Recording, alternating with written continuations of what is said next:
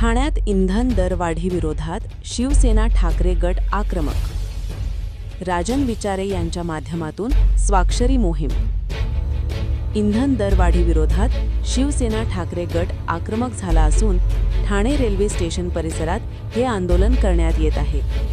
या आंदोलनात महागाईच्या राक्षसाचा निषेध करून स्वाक्षरी मोहीम राबविण्यात आली आहे.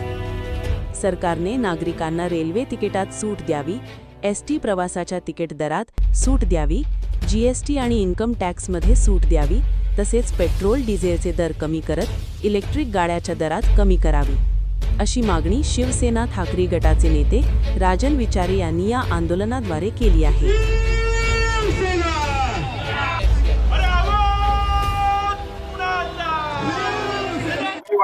सर्वसामान्यांना खायचं काय राहायचं असा प्रश्न आता निर्माण होताना कसं बघताय महागाईकडे? परवा 3 रुपयाने पेट्रोल वाढलेलं, आज राज्यातील बहुतांश पेट्रोल पंपवर पेट्रोलचा साठा नाहीसा झाल्याप्रमाणे नोकरदार वर्गाचं नुकसान होताना पाहायला मिळतं. मला वाटतं या परिस्थितीमध्ये म्हणजे तुम्ही त्यावेळेचा करोनाचा काळ आठवा आणि तेव्हा सुद्धा संपूर्ण जगामध्ये हे संकट कोसळलेलं असताना सुद्धा या महाराष्ट्रामध्ये त्यावेळेचे मुख्यमंत्री आदरणीय पक्षप्रमुख उद्धव ठाकरे साहेब हे असताना मला वाटतं त्या ठिकाणी आज एवढी मोठी संकट असताना सुद्धा त्या ठिकाणी कशा पद्धतीने लोकांना दिलासा देण्याचं काम केलं असेल. आणि आज परिस्थिती तीच परिस्थिती आहे. परंतु आज तुम्ही बघितलं असेल या युद्धाच्या नावाखाली किती लोकांना तुम्ही त्या ठिकाणी ते जळ सोसणार आहे. सरकार म्हणून तुमची काय भूमिका आहे की नाही? आज हे संबंध पेट्रोल डिझेल असेल, सीएनजी असेल, इलेक्ट्रिकचे बिल असतील, या सर्वसामान्यांना जे काही आहे खाद्यतेल असेल, या सर्वांचे दरवाढ त्या ठिकाणी दररोज 8 दिवसांनी दरवाढ त्या ठिकाणी होते. आणि असं असताना आज सर्वसामान्य माणूस कशा पद्धतीने त्याचं घर चालवणार आहे? आज तुम्ही बघितलं असेल नोकऱ्या नाहीत तरुण मुलांना. त्या ठिकाणी नीटची परीक्षा या ठिकाणी झाली आणि त्या नीटच्या परीक्षेचा पेपर कुठला, त्याचं मूळ स्तोत्र जे आहे ते मला वाटतं या महाराष्ट्रामधले आहे. लाज वाटायला पाहिजे. आणि असं असताना तुम्ही बघितलं असेल की आज कशा पद्धतीने लोकांना फक्त ब्रह्मज्ञान त्या ठिकाणी देण्याचं काम करतायत. या देशाचे पंतप्रधान आदरणीय मोदी साहेब त्या ठिकाणी विदेश दौरा चालू आहे. तर तो विदेश दौरा तुम्हाला त्या ठिकाणी याच्या माध्यमातून सुद्धा करता आला असता, व्हिडिओ माध्यमातून.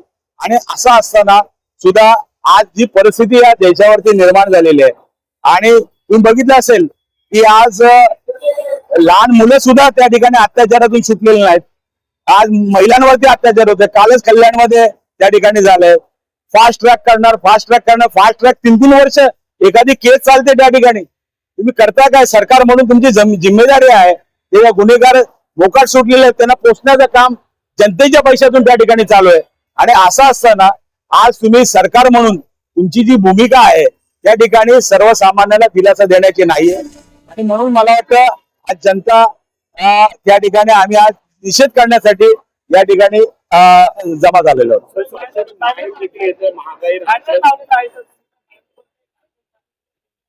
हा, मला वाटतं हा जो राक्षस निर्माण केलेला आहे जर सरकारने मनात आणला असेल तर मला वाटतं सर्वसामान्य आज आपण या रेल्वे स्टेशनच्या इकडे उभे आहोत. या ठिकाणी रेल्वेच्या तिकिटाचा दर जर कमी केला, लोक कशाला गाड्या घेऊन जातील? मेट्रो आहे, मेट्रोचा दर त्या ठिकाणी कमी करा. त्यानंतर तुम्ही बघितलं बस जी आहे एसटी, सर्वसामान्य त्या ठिकाणी प्रवासी त्या ठिकाणी प्रवास करत असतात, त्याचे दर तुम्ही कमी करा. आज तुम्ही जो भ्रष्टाचार चालू आहे तो भ्रष्टाचार कमी करा. त्या ठिकाणी जे काय आज तुम्ही बघितलं असेल कालच ठाणे महापालिकामध्ये 5 मिनिटांमध्ये 232 प्रकरणं त्या ठिकाणी मंजूर केली गेली विदाऊट चर्चा न करता.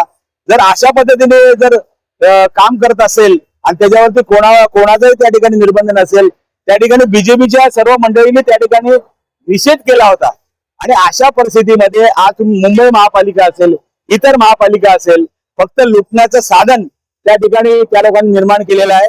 आणि तुम्ही बघितलं असेल आज नीटची परीक्षा असेल, त्यानंतर बाकीच्या सर्व गोंधळ असेल, आज तुम्ही बघितलं असेल फास्ट ट्रॅक मध्ये एखाद्या आरोपीचा हे करतात, इन्क्वायरी लावतात.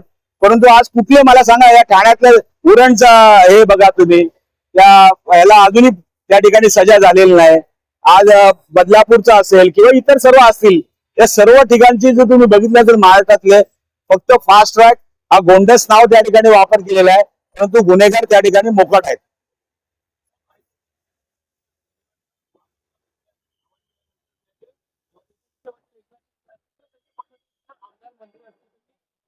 इलेक्ट्रिक गाड्या ज्या वापरायला सुरुवात केली.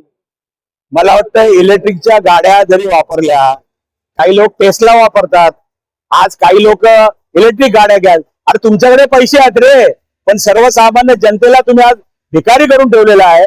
त्याचं काय करणार तुम्ही? ती महागाई पहिली कमी करा. जीएसटी असेल, इन्कम टॅक्स असेल, त्या ठिकाणी हे जे दरवाढ झालेले आहेत, हे रेल्वे तुम्हीच चालवता ना, ते कमी करा जरा. आणि आज तुम्ही बघितलं असेल कशा पद्धतीने सरकार म्हणून तुमची काय भूमिका आहे की नाही. जनतेवरती किती दिवस तुम्ही हे लादणार आहेत, तुम्ही कशासाठी तुम्ही सत्तेमध्ये बसलेले आहेत. आणि म्हणून मला वाटतं जनता आता रस्त्यावरती येईल अशी परिस्थिती निर्माण झालेली आहे.